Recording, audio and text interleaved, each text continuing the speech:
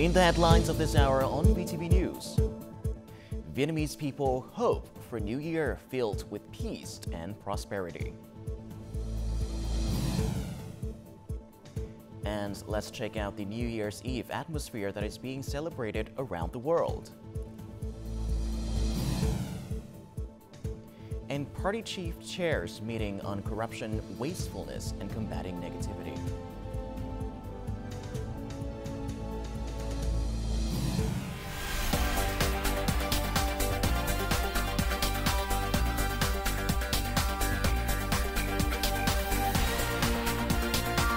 Broadcasting from Hanoi, the capital of Vietnam. VTV News starts right now.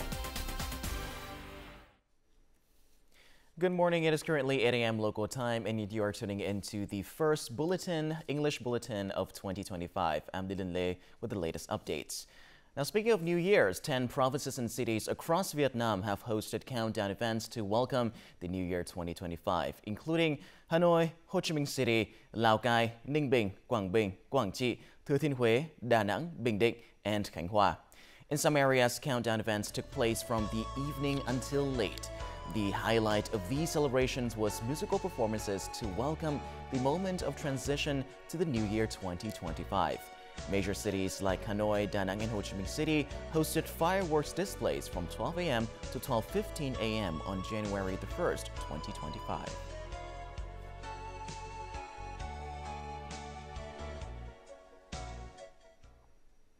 Now, with 10 countdown events for New Year 2025 that have been held across Vietnam, millions of Vietnamese and international tourists have gathered to wish for a year of success, happiness, peace, and prosperity. Join us in the following report to discover how local residents in major cities and provinces immersed themselves in the festive atmosphere. Hanoi came alive with preparations for the New Year celebration on Tuesday, including fireworks displays launched at 5 locations in the capital city. Today, I came here to capture some beautiful moments while waiting for tonight's countdown event. I wish for a new year filled with success and happiness. I am very excited about celebrating the New Year in Vietnam for the first time. My family will drink beer and watch the countdown show. The festive atmosphere could be felt everywhere amid the hustle and bustle of life in Ho Chi Minh City. Dozens of cultural events and art performances were carefully arranged for the New Year celebration. I'm very excited. A large number of people will be gathering here tonight. I hope for a year of peace and prosperity. Meanwhile, the 10th Đà Lạt Flower Festival has attracted many tourists who visited Lâm Dong Province to enjoy the beauty of colorful floral displays and welcome the new year. In Lao Cai Province, Sa Pa, the quintessence of convergence, has become a tourist attraction. It reflects the daily lives of ethnic groups and offers visitors unique opportunities to learn about the local culture. For New Year, ambassadors from many countries extend their warmest wishes to Vietnam. These messages are not only greetings for a peaceful, happy, and prosperous year ahead, but also a reflection of the deep friendship and strong cooperation between Vietnam and its international partners. Let's listen to these meaningful wishes from diplomats who have closely supported and witnessed Vietnam's remarkable development journey. I think we've also seen, in the change of political leadership here in Vietnam this year, a new and strong commitment to developing for that new era growth, reform of political institutions and government so that it delivers effectively for citizens and for the country. And I think that's something where we've seen some initial directions in 2024. This is a direction that the General Secretary Do Lam has set out for the future. And I think it's a very positive direction. During my time here as ambassador, clearly the biggest was the upgrade of our relations to the comprehensive strategic partnership level in March. I'm very confident that the new era which is unfolding will be very good for Australia-Vietnam relations, very good for Vietnam, and very good for the whole region, actually. What we'll see in the year ahead is Vietnam continuing to grow and prosper internally, and also taking its place on the international stage in a successful way. I hope that Vietnam and France will continue to deepen their bilateral relations, contributing to Vietnam's development in the new era. To all my friends in Vietnam, of which there are so many now, I would like to send you my heartfelt best wishes for the new year, for a peaceful, prosperous and happy 2025. Happy New Year. I wish you all much health, happiness and success in the new era of growth. The UK and Vietnam are going to continue to build for the future together. To all our Vietnamese friends, from your Irish friends, Happy New Year.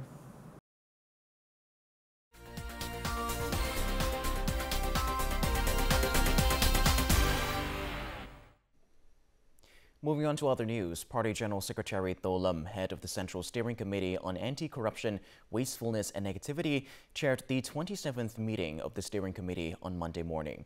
The meeting aimed to review the committee's 2024 results and set out the agenda for 2025. Thanks to Party General Secretary Theo Lam's new policies in 2024 and the efforts of the Steering Committee and the relevant agencies, the work of preventing and combating corruption, wastefulness, and negativity continued to record new breakthroughs and become more effective. In 2025, the party chief requested the Steering Committee comprehensively assess the work of preventing corruption, wastefulness, and negativity from the beginning of the term and include it in the draft documents of the 14th National Congress. Let's fight corruption and achieve double-digit GDP growth for many years. It is strictly forbidden to take advantage of such negativities for personal profit. From 2025, let's launch multiple infrastructure projects with great investment capital but steer clear of the mistakes that led to the 12 delayed projects that the Ministry of Industry and Trade was in charge of. If the projects are not closely monitored from the beginning, it could lead to serious consequences. The party leader also requested that inefficiency be reviewed and delayed projects to eliminate unnecessary ones. Land wastefulness, environmental wastefulness, and financial and budget issues are prioritized. Completing the institutions related to the organization and arrangement of the apparatus is an urgent task. The new apparatus must be efficient. No loopholes are allowed in the new system for new negativity to form. Political stability and a stabilized apparatus for national development are the top priorities. With increased monitoring, inspection, and auditing, the requirements for preventing and combating corruption, waste, and negativity will be heightened in the coming year. In 2025, the Central Steering Committee on Anti-Corruption, Wastefulness, and Negativity is tasked with fully resolving all cases, especially those related to Party Congress's personnel at all levels and of great public concern. The goal is to complete the investigation of 26 cases and 09 incidents in 2025. State President Leung Keung on December the 31st attended the year-end meeting of the presidential office, during which he asked the office to strengthen its performance in 2025, when many important national events will be organized. The state leader praised the office's achievements in 2024, handling a heavy workload and amid many difficulties. A report from the office showed that in the year it has consistently provided timely proposals and advice for the work programs of the state president and vice president. The state leader underlined the crucial need for the office to strongly promote digital transformation to enhance the overall operational efficiency of the office and each staff member.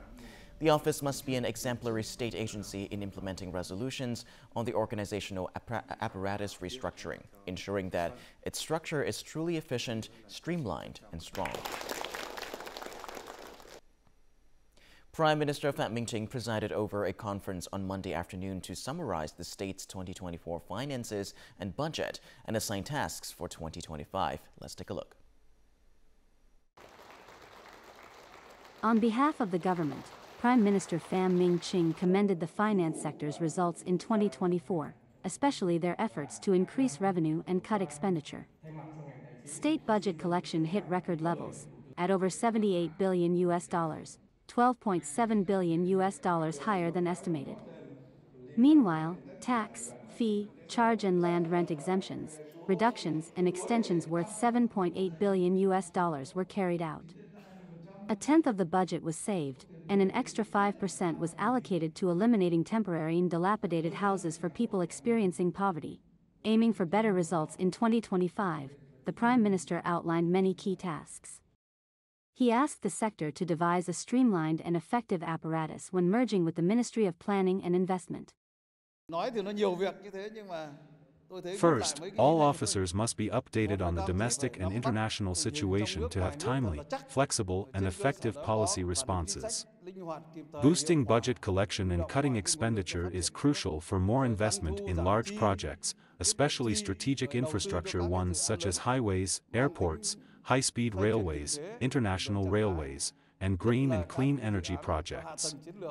Second, public debt, government debt, foreign debt, and budget deficit must be strictly controlled to ensure budget for important tasks. Monetary and financial security must be ensured, and at least 8% growth is the goal for 2025.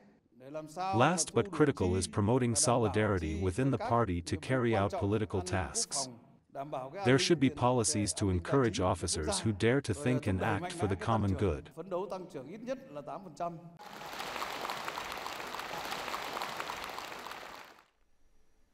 The Ministry of Finance announced that for the first time, the country's budget revenue had surpassed $78 billion, exceeding the target by 12.7 billion Vietnam dong, an increase of 19% compared to the plan, marking the highest revenue ever recorded. Central government revenue is estimated to exceed the target by 24%, while local government revenue surpasses the target by 14%. For 2025, the state budget revenue target approved by the National Assembly is $77 billion. Of this, domestic revenue accounts for 84.8%, crude oil revenue for 2.7%, and balanced revenue from import-export activities for 11.9%. The national economy has seen a strong recovery, and balances are in check, as reported at the Ministry December the 31st conference to review the 2024 financial and state budget performance and assign tasks for 2025.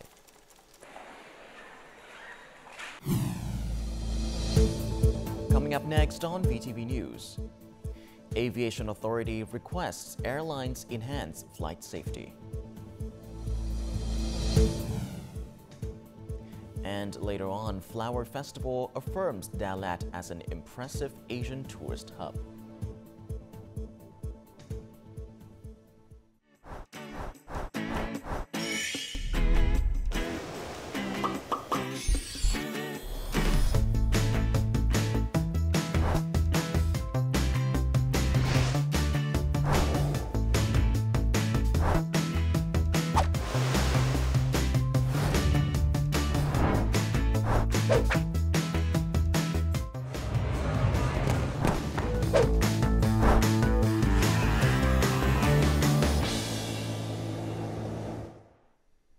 Welcome back to VTV News Live. Now on to other important updates.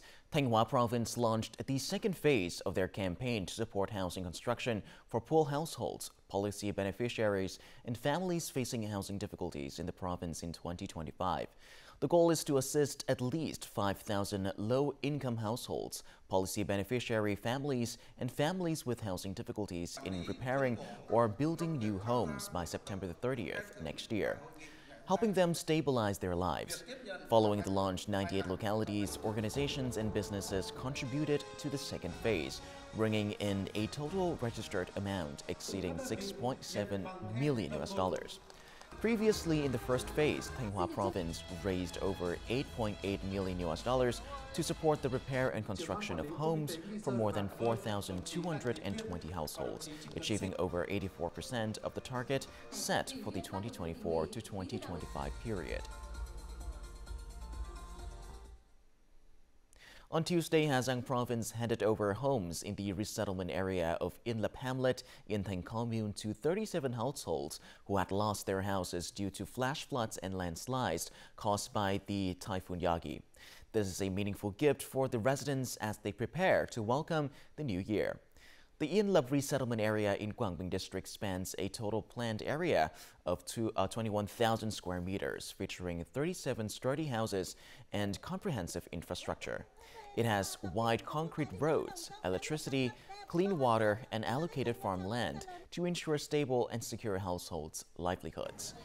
In addition to the $2,300 in state support for each household, Tanga Province also mobilized an additional $2,300 per household to assist with house construction and purchasing furniture, including tables, chairs, and wardrobes. A series of catastrophic plane crashes have occurred around the world recently. As such, the Civil Aviation Authority has just requested Vietnamese airlines to strengthen flight safety. In adverse weather conditions, all flights must land on the center of the runway and be prepared to resume flight for a second go-around. All Vietnamese airlines have achieved the highest safety management and operation certification granted by the International Air Transport Association. Domestic airports also meet the standards and operating certificates of the International Civil Aviation Organization. The company aims to continuously enhance the skills of pilots, flight attendants, and ground staff through international standard training programs. The airline has a safe management system, so every safety risk is reported and addressed in a timely manner. In the face of a series of aviation accidents, the Civil Aviation Authority has also worked with Boeing and aviation agencies around the world to investigate related issues. International airlines are still flying aircraft Model 737 to Vietnam, and we must coordinate with Boeing to inspect and monitor this type of aircraft during this peak period. Vietnamese airlines operate over 200 aircraft, but no airline has Boeing 737 aircraft. The Civil Aviation Authority also requires airlines to ensure that flights are only allowed when the aircraft meets the required standards and operating procedures are strictly followed. Starting January the 1st, 2025, all manufacturers and importers of electrical and electronic equipment must fulfill the responsibility of recycling products before disposal, according to the provisions of the Law on Environmental Protection. This applies to old refrigerators, freezers, vending machines, fixed and mobile air conditioners, electric stoves, and induction cookers. Under the Environmental Protection Law, manufacturers and importers can choose between two options: either organize the recycling of products and packaging themselves, or contribute financially to the Vietnam Environmental Protection Fund to support recycling efforts. Many cultural products and artistic programs have achieved tremendous success by celebrating traditional values and instilling national pride in young audiences. By thoughtfully drawing from traditional culture, new opportunities are emerging that strengthen the cultural industry. Tens of thousands of people unite in singing traditional songs and enthusiastically embraced ethnic music performances. What started as entertainment has evolved into a fresh perspective on cultural products, one that places national identity at its core. Traditional art forms must remain true to their roots because they represent our identity. At the same time, this tradition must evolve, supported by the cultural industry, bringing new life to our cultural heritage.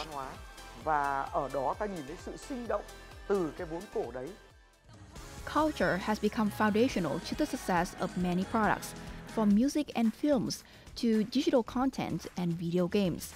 As a result, producers and entertainment companies are increasingly investing in projects that celebrate and showcase the nation's cultural identity.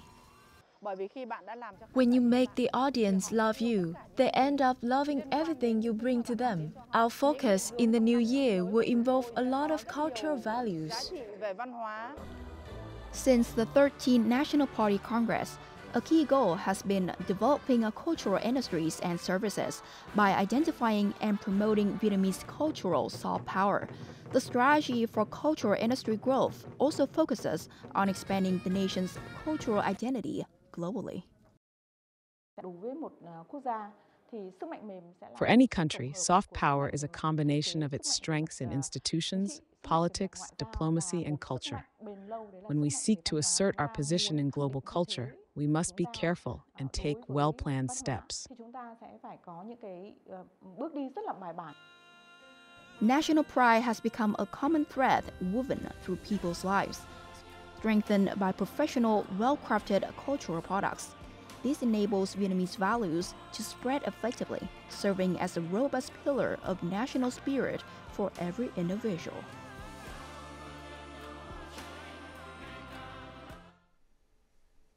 The closing ceremony of the Đà Lạt Flower Festival kicked off on Tuesday evening. This one-month festival, featuring various cultural activities and art performances, has contributed to raising Đà Lat's profile to a new national and international level and boosting its tourism reputation as one of Vietnam's biggest flower-growing regions. Most festival goers can't take their eyes off the beauty of the colorful flowers while taking photos posing with them. For the first time, the 10th Đà Lạt Flower Festival has been extended to a month. Flower displays at central locations have attracted many residents and international tourists. Themed Đà Lạt Flowers Symphony of Colors, the festival highlights Đà Lạt as a city of flower festivals, a UNESCO creative city in music, and one of the top 5 most impressive festival cities in Asia. Perhaps many people didn't have time to come here on the festival's first few days, but they came in the middle or at the end of the event. I hear about the flower festival and I hear that it's really nice. I come from Egypt and I came as a tourist. They're amazing, views amazing, everything is really good. I love it. The festival has brought unique cultural experiences and enhanced the city's standing through diverse events. As cultural activities and exhibits lasted longer than in previous years, visitors could come at their most convenient time. This way, the festival could avoid getting overwhelmed and still attract a large number of tourists, estimated at about 2 million. The success of the month-long festival can be attributed to careful preparation and good organization. Everyone can take part. The success of the 10th Đà Lạt Flower Festival has marked an important milestone in Lump Dong's tourism. This year, the city has received 10 million visitors, with total revenue estimated at more than $705 million. The annual flower festival has helped grow local tourism into one of the key economic sectors, making Lump Dong well known on the global tourism map.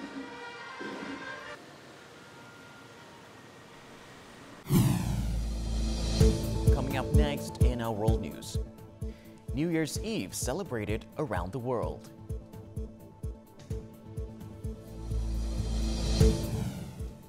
And North Korea to develop tourism.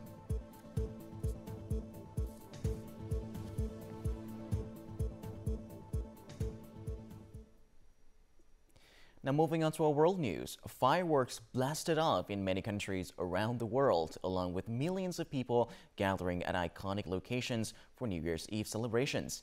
Although the transition into 2025 is celebrated at different times by different regions, nations all over the world add their own customs to this joyous occasion, demonstrating how diverse this planet is in its celebration of a new beginning. Visitors from around the world arrived to experience the festivities in Brazil. We're going to celebrate on the beach with the family to watch the fireworks. I brought my kids this time. They've never been here before. In Australia, it was a big day out in Sydney for those who gathered along the harbour for a view of the fireworks. I have lined up at 1:30 at yesterday p.m. Yes, I have flight for about 30 or 40 hours, yes. We just want to take the best viewpoint and we want to take the live photo, you know.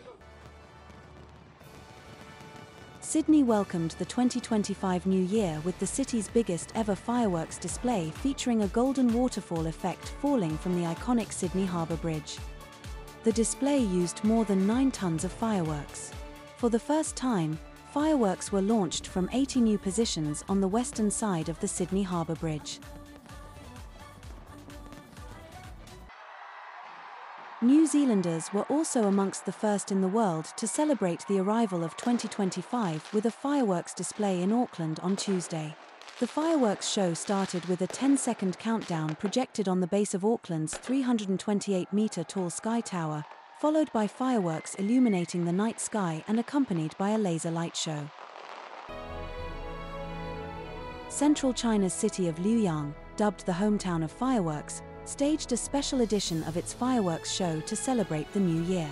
The hour-long spectacle of creativity and brilliance lit up the night sky with over 10,000 fireworks that reached heights of over 300 meters. The show also used 1,000 drones to launch 1,800 blue fireworks in mid-air to mimic a meteor shower.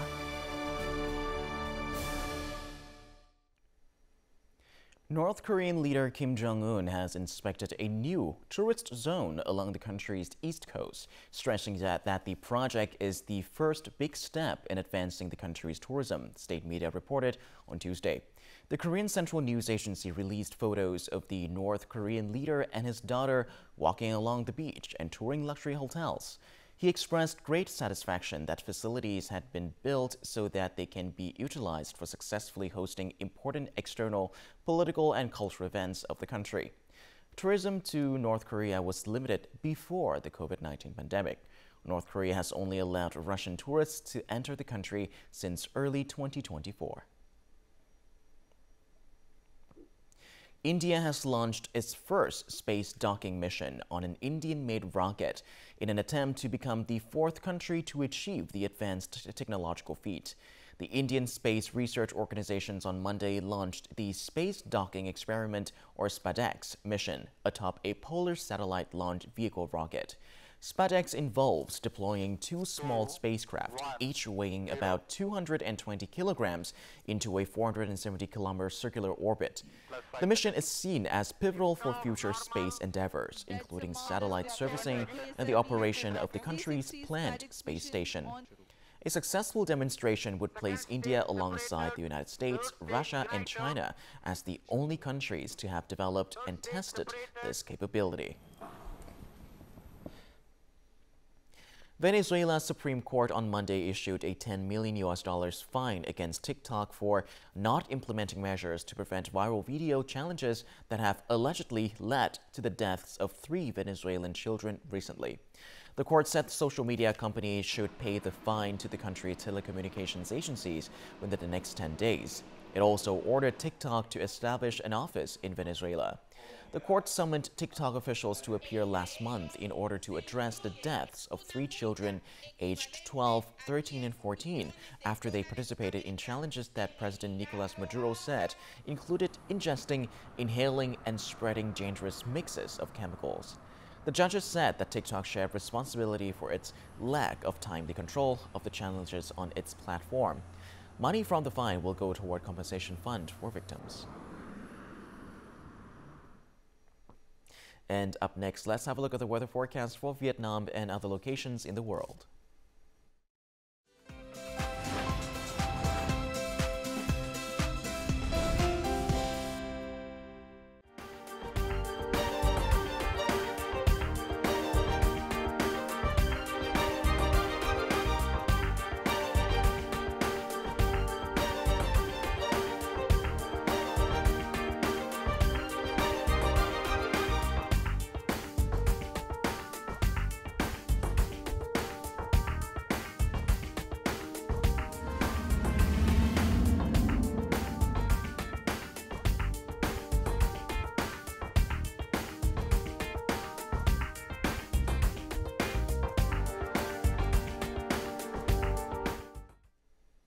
And that is all that we have this hour on VTV News. To rewatch our program, you can visit our website, our YouTube channel, or download a mobile app VTVgo for more. Thank you for watching, and goodbye for now.